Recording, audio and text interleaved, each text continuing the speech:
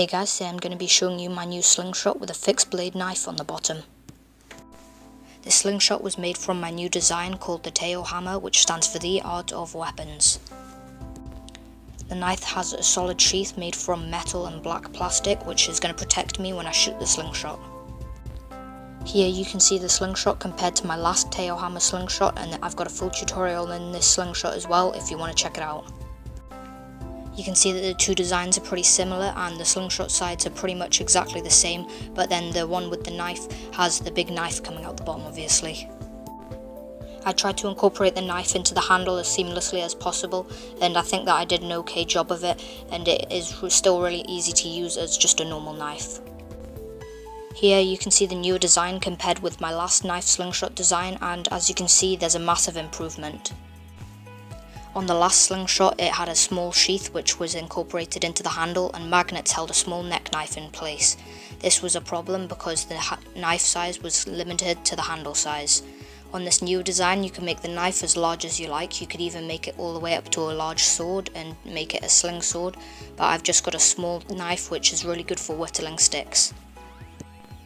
The knife blade is made of some D2 tool steel which I bought off the internet. So let's go ahead and see how you make the slingshot. Firstly, you need to copy the design off the screen now. You could just take a screenshot and print it out, or you could just trace it onto some paper directly off your monitor or tablet or whatever you're using. Size the design so that it fits your hand, because everyone has different sized hands. You can change the shape of the knife or the slingshot, but you need to keep the basic principles similar.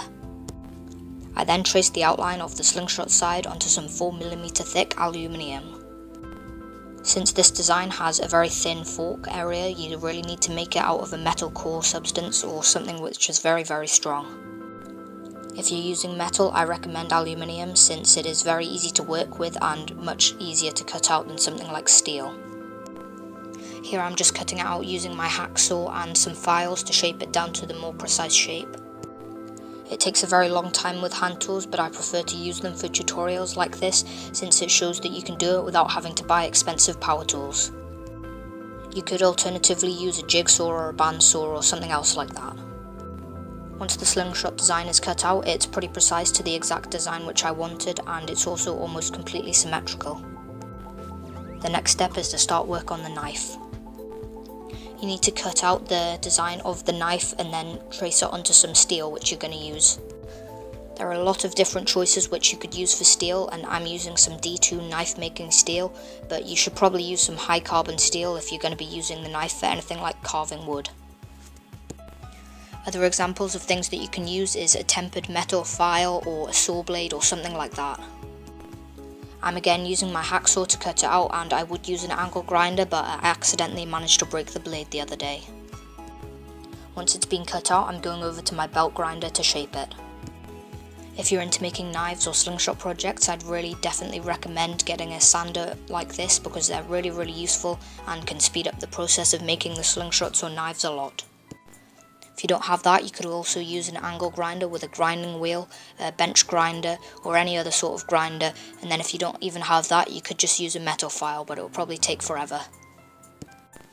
Once that's done, I've got the knife shaped to exactly how it was in the blueprints, and also the edges are left really shiny from the sander.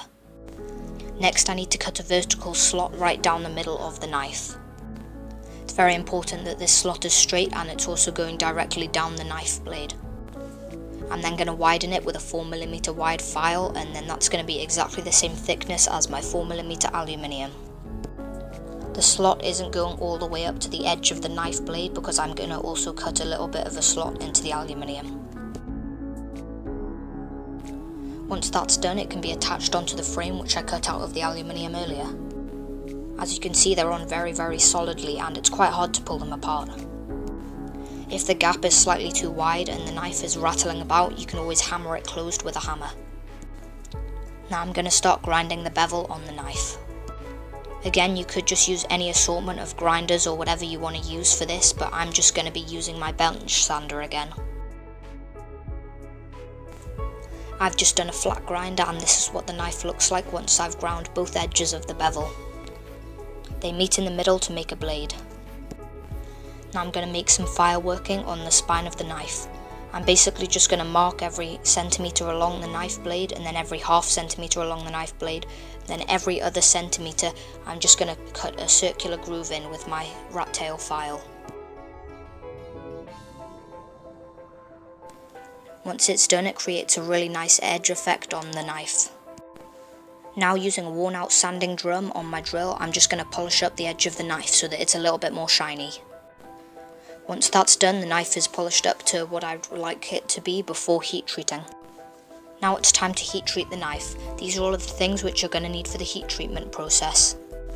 Of course, safety first, you're going to need a fire extinguisher, then you're going to need a forge. You can use a propane forge or a coal powered forge. If you want to know more about forges, I've got a tutorial on how to make one on my channel. I've got my air source for my forge, and then I've also got some coal for it.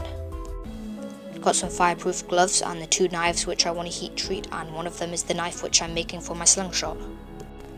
Ideally, you don't really want to be doing it on a wooden decking, but I've got nowhere else that I can do it really. As well as all of that, I've got a magnet clamped up in some mole grip pliers to test whether the knife is hot enough.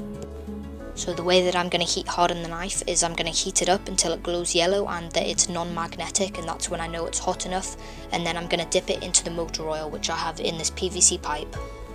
The reason I'm using a long thin PVC pipe is so that I don't use up as much oil, and also so that I can fit the knife all in. So I'm going to light my forge and then turn on the fan.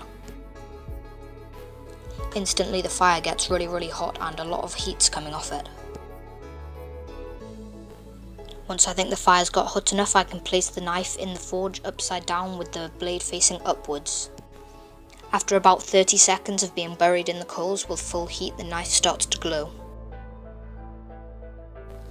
I need to leave the knife in for long enough so that it all heats up evenly, but I also don't want to leave it in for so long that it starts to melt or warp the edges. Now I think the knife has got up to the right temperature. I'm going to test to see if it's still magnetic. This time it works and the blade is just hot enough. I quickly plunge it into the motor oil before it cools down. Once all of the knife has been cooled down, it looks like this. There's a lot of slag and carbon on left from the burning oil and also from the coal of the fire. The knife blade where before it was easy to shape and soft, it's now as hard as glass and very brittle, so if I dropped it on a hard stone floor now it would chip or shatter. To turn this into a knife blade which is usable, I need to temper it. This is going to make the metal more resilient and slightly softer so that it won't just break if you drop it or use it. To temper it, I put my knife in the oven at 200 degrees for 3 hours. That's perfect for D2 tool steel, and for different types of steel you need different tempering temperatures.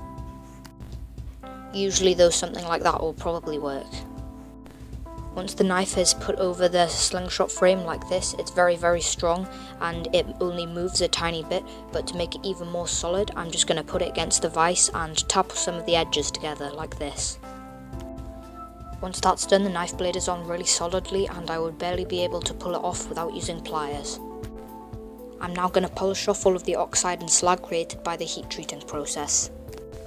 However, I'm not going to polish off all of the cool patterns and marks left behind by heating it up to a very high temperature in the forge. You can polish this off and just polish it all the way up to a mirror finish if you wanted, but I think this leaves a really cool texture on the metal. After that is done, this is what the blade looks like, and you can see some of the really cool patterns left behind by heat treating. This is all the work that really needs to be done on the blade. So that's all for part 1, stay tuned next week to see part 2 of how to make this slingshot. Once that video has been uploaded, I'll put the link in the description down below.